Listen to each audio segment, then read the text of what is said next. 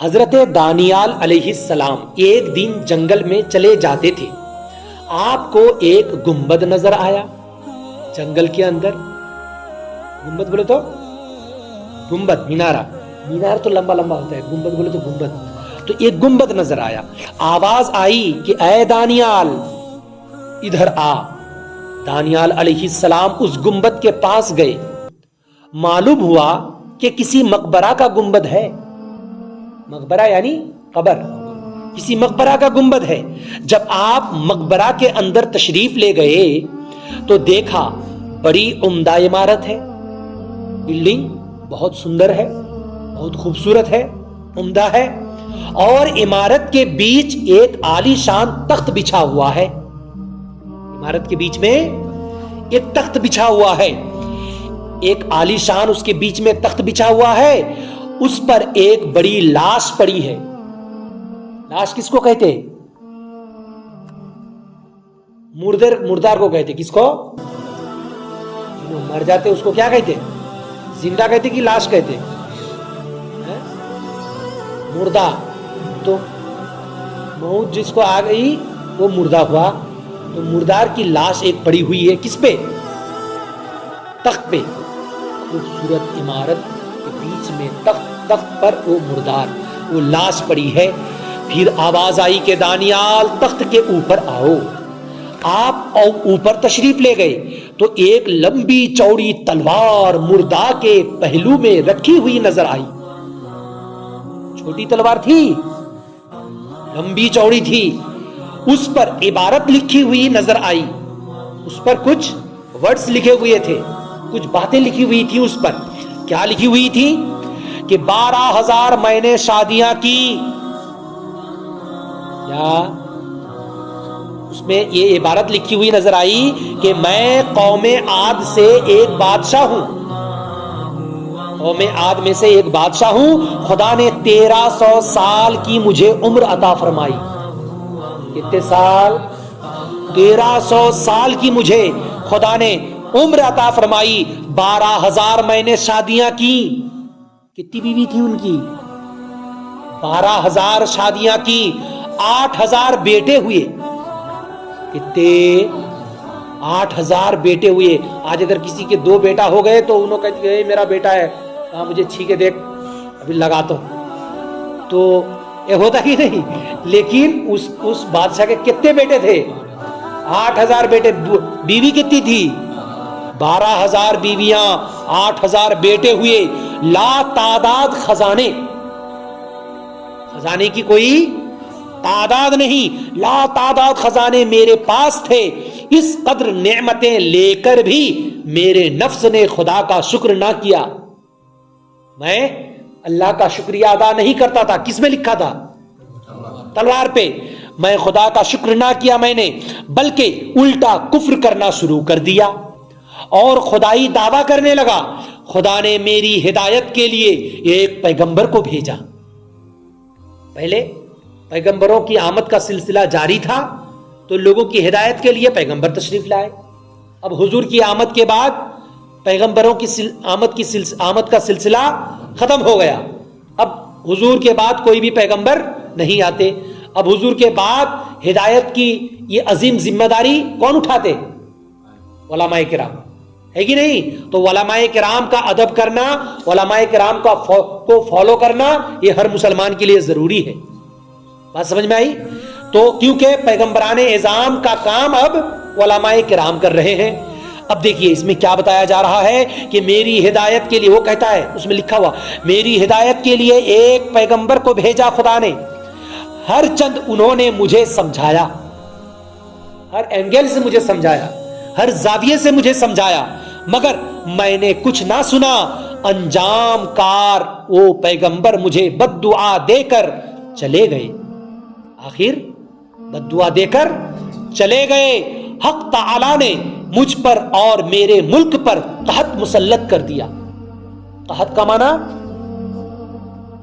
قحط کا معنی سوکھے کا زمانہ. قحط کا معنی کیا ہے؟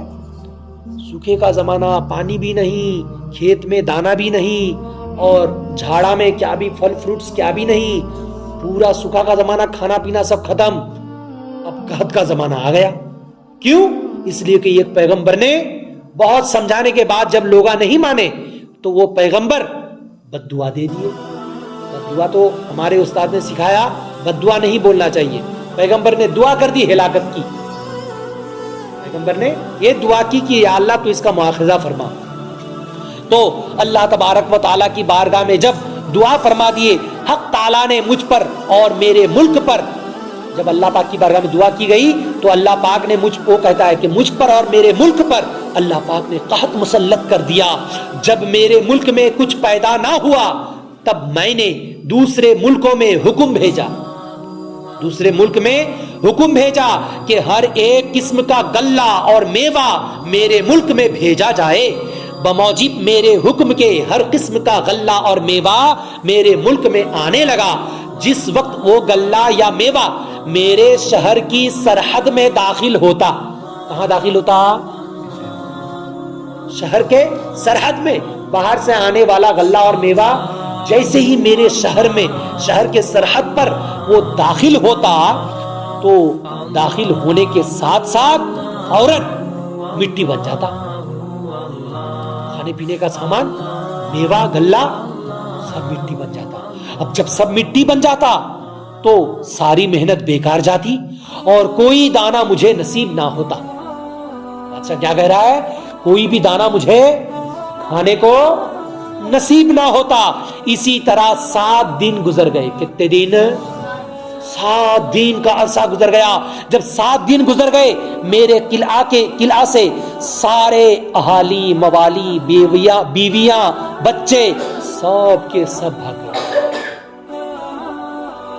میرے اہل و عیال سب بھاگ گئے, سب چلے گئے. مجھے چھوڑ تو سب کے سب چلے گئے. ارے کھانے پینے نہ ملا تو کون رہتا؟ 7 دن کون بھوک برداشت کرتا؟ ایک دن کا روزہ لوگ نہیں رکھتے مسلمان ہونے کے باوجود, لیکن وہ 7 دن کا کھانا برداشت کرنا مشکل ہوتا. جب کھانے کو نہیں ملے گا تو آدمی کیسے جیے گا؟ اور ایک دن جو لوگ روزہ رکھتے ہیں شام کے ٹائم پوچھیں ان کی حالت کیا ہوتی ہے. خدا کے لیے خوش رہتے ہیں, خدا کو راضی کرنے کے لیے, مگر بھوک کتنی تیز لگتی ہے. تو 7 دن اگر کھانا پانی کچھ بھی نہ ملے تو حالت کیا ہوگی. اب ایسے عالم میں سب اس کو چھوڑ کے چلے گئے. میں تنہا قلعہ میں رہ گیا. وہ کہنے لگا میں تنہا قلعہ میں رہ گیا, سوائے فاقہ کے, فاقہ یعنی بھوک کے, سوائے فاقہ کے میری کوئی غذا نہ تھی. یعنی میری بھوک ہی میری غذا تھی, کیا بھی کھانے کو نہیں ملتے تھے. ایک دن میں نہایت مجبور ہو کر فاقہ کی تکلیف میں قلعہ کے دروازہ پر آیا. وہاں مجھے ایک شخص نظر آیا, ایک آدمی, ایک شخص نظر آیا جس کے ہاتھ میں کچھ غلہ کے دانے تھے جن کو وہ کھاتا چلا جاتا تھا. میں نے اس جانے والے سے کہا کہ ایک بڑا برتن بھرا ہوا موتیوں کا مجھ سے لے لے. لے لے, تو لے لے, ایک بھرا ہوا برتن لے لے, بڑا والا برتن بھرا ہوا موتی سے لے لے تو, اور یہ اناج کے دانے مجھے دے دے جو تو کھا رہا ہے. اتنی زیادہ دام بڑھ گئی اس کی. یہ اناج کے دانے مجھے دے دے, مگر یہ بڑا والا برتن جو ہے موتیوں سے بھرا ہوا ہے, موتی کی کتنی قیمت ہوتی, تو یہ سب لے لے. مگر اس نے نہ سنا, کیا بھی نہ سنا, اور جلدی جلدی اس نے تمام دانوں کو کھا کر میرے سامنے سے چلا گیا. خود کھایا اور چلے گیا. انجام یہ ہوا کہ اس فاقہ کی تکلیف سے میں مر گیا. اس میں لکھا ہوا ہے میں مر گیا. یہ میری سرگزشت ہے. جو شخص میرا حال سنے, کتاب میں لکھ دیا گیا, اب پوری دنیا کے لوگ سنتے ہیں. وہ کہتا ہے جو شخص میرا حال سنے وہ کبھی دنیا کے قریب نہ آئے, یعنی دنیا سے کبھی دل نہ لگائے. دنیا سے کبھی, یہ دنیا دل لگانے کی جگہ ہے؟ دنیا محبت کرنے کی جگہ ہے؟ محبت کرنے کی چیز اللہ اور اس کے رسول ہے. سمجھ میں آئی؟ تو دل کس سے لگانا؟ اللہ اور اس کے رسول سے. اللہ پاک سب کچھ فری میں دیتا, کھانے کو بھی فری میں دیتا, سانس لینے کے لیے ہوا بھی فری میں دیتا, اندھیرا, اجالا, لائٹنگ. اجالا بولے تو لائٹنگ ہے کہ نہیں؟ اتنا بڑا سورج لگا دیا ہے فری میں, چاند فری میں, یہ ٹھنڈک کا موسم، برسات کا موسم، گرمی کا موسم، سب کچھ فری میں دے رہا اللہ، تو محبت کے لائق وہی ہے، اس سے محبت کرو، اور عبادت کے لائق وہی ہے، اس کی عبادت کرو۔ اگر اس کے آگے اس کی نعمتوں کا شکریہ ادا کرتے ہوئے سر جھکاؤ گے، اگر اس کی عبادت کرو گے تو وہ خوش ہوتا اور دیتا، اور کیا دیتا؟ دنیا میں اگر اس کا شکریہ ادا کرو گے تو مرنا تو سب کو ہے، مرنے کے بعد وہ جنت بھی دیتا، اور وہاں چین کے باغ ہیں، آرام کے باغ ہیں۔ تو اس واقعے سے کیا سمجھ میں آیا کہ خدا سے ہر قسم کی نعمت پا کر پھر اس کی ناشکری کرنا انتہائی ناعاقبت اندیشی ہے۔ بہت سارے لوگ ہیں مال و دولت کی کثرت سے نوازے گئے، بہت ساری چیزیں ہیں ان کے پاس، مگر خدا کا شکر ادا نہیں کرتے، اللہ کی راہ میں خرچ نہیں کرتے، تو یہ ناعاقبت اندیش ہے، کیونکہ ایک دن مر کر پھر اللہ کے پاس ہی جانا ہے۔ اس لیے اللہ نے اگر نعمتیں دی ہیں تو اللہ کا شکریہ ادا کرنا چاہیے، اور اللہ کی ناشکری سے بھوک، فاقہ، قحط اور مختلف قسم کی بلائیں نازل ہوتی ہیں۔ اگر اللہ کی ناشکری کرو گے تو قحط بھی آ سکتی ہے، اور فاقہ کا بھی ہو سکتا ہے، اور بھوک بھی آ سکتی ہے، لہذا اللہ کا شکریہ ادا کرتے رہنا چاہیے۔